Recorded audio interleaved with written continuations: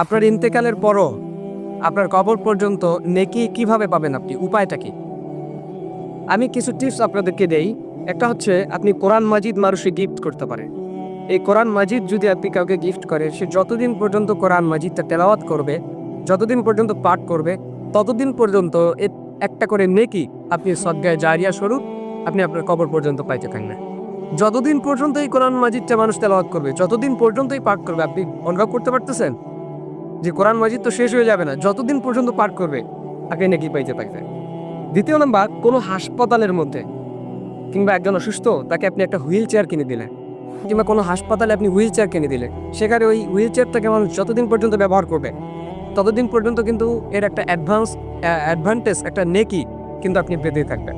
সেটা আপনার মৃত্যুর পরও আপনি কবর পর্যন্ত যেতে থাকবে। এটাকে বলা হয় সদকায়ে জারিয়া।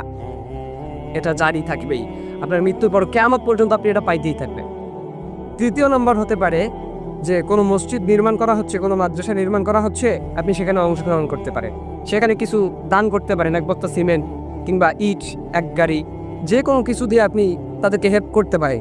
যতদিন পর্যন্ত এই মাদ্রাসা মসজিদ, যতদিন পর্যন্ত সেখানে আমল করা হবে, কোরআন মাজিদ তেলাওয়াত করা হবে, যতদিন পর্যন্ত সেখানে ইবাদত করা হবে, ততদিন পর্যন্ত একটা পার্সেন্টেজ আপনার কবর পর্যন্ত পৌঁছতে থাকবে। দুনিয়া